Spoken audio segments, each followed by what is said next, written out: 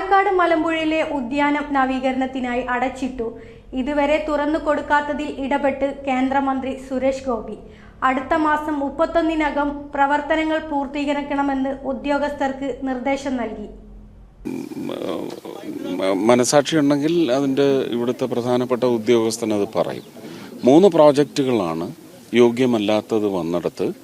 ആ 3 പ്രോജക്റ്റിനുള്ള replacement projects കൊടുത്തതിനകത്ത് ഒരെണ്ണം പേഴ്സണലായിട്ട് പിക്ക് ചെയ്തത് മലമ്പുഴയാണ്.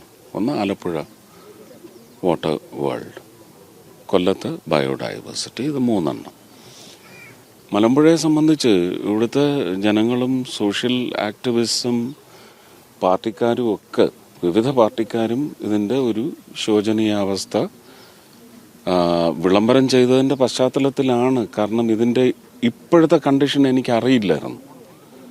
പക്ഷെ പിന്നീട് വീഡിയോസും ഒക്കെ അയച്ചു തന്നതിൻ്റെ പശ്ചാത്തലത്തിലാണ് മറ്റൊരു പ്രോജക്റ്റ് ഒട്ടും വേദിയല്ല എന്ന് പറഞ്ഞ് മാറ്റി വെച്ചിട്ട് മലമ്പുഴ പ്രോജക്റ്റ് പിക്ക് ചെയ്യുന്നതും. പക്ഷെ അതിന് അപ്രൂവൽ വേണം. മലമ്പുഴ ഗാർഡൻ ആൻഡ് ലീസർ പാർക്കിന്റെ വിപുലമായ നവീകരണത്തിനായി കേന്ദ്ര ടൂറിസം മന്ത്രാലയം 75.87 കോടി രൂപ അനുവദിച്ചിട്ടുണ്ട്. കേന്ദ്ര പദ്ധതികളുടെ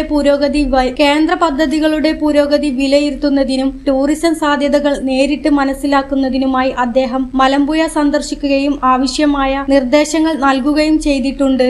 മലമ്പുഴ ഉദ്യാനത്തിന്റെ നവീകരണത്തിനായി കേന്ദ്ര സർക്കാർ വലിയ തുക അനുവദിച്ചു കഴിഞ്ഞു. ഉത്തര മലബാറിലെ ഏറ്റവും പ്രധാനപ്പെട്ട വിനോദസഞ്ചാര കേന്ദ്രമായ മലമ്പുഴയെ കൂടുതൽ ആകർഷകമാക്കി അന്താരാഷ്ട്ര നിലവാരത്തിലേക്ക് ഉയർത്തുക, നവീകരണ പ്രവർത്തനങ്ങളുടെ പുരോഗതിയും നിലവിലെ തടസ്സങ്ങളും കേന്ദ്രമന്ത്രി നേരിട്ട് നിരീക്ഷിക്കുന്നുണ്ട്. കേരളത്തിലെ വിനോദസഞ്ചാര മേഖലയ്ക്ക് വലിയ മുൻഗണന നൽകുമെന്നും മലമ്പുഴ ഉൾപ്പെടെയുള്ള പ്രമുഖ കേന്ദ്രങ്ങളെ ദേശീയ തലത്തിൽ കൂടുതൽ ഉയർത്തിക്കൊണ്ടുവരുമെന്നും മന്ത്രി വ്യക്തമാക്കിയിട്ടുണ്ട്. ന്യൂസ് 99 പാലക്കാട്. നമസ്കാരം.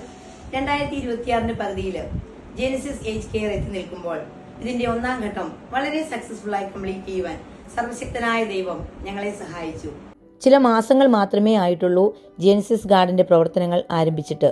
എങ്കിലും പലയിടങ്ങളിൽ നിന്നും സ്നേഹസമ്പന്നരായ പല മാതാപിതാക്കന്മാരും അവരുടെ റിട്ടയർമെന്റ് ജീവിതം ചെലവഴിക്കുവാൻ ജെനിസിസ് തിരഞ്ഞെടുത്തപ്പോൾ ഞങ്ങൾ 1-ാം ഘട്ടത്തിൽ നിർമ്മിച്ച എല്ലാ റൂമുകളിലും ഏകദേശം റെസിഡൻസ് നിറഞ്ഞതിനാൽ ജെനിസിസ് ഗാർഡൻ ഏജ് കെയറിന്റെ 2nd പാർട്ട് ബിൽഡിംഗ് പണികൾ ഉടൻ ആരംഭിക്കുന്നു. നിങ്ങളുടെ റിട്ടയർമെന്റ് ജീവിതം നിങ്ങൾ തനിച്ചാണോ? നിങ്ങൾ വിഷമിക്കേണ്ട, ഞങ്ങൾ നിങ്ങൾക്കൊപ്പമുണ്ട്. ഞങ്ങളെ കോൺടാക്ട് ചെയ്യുക.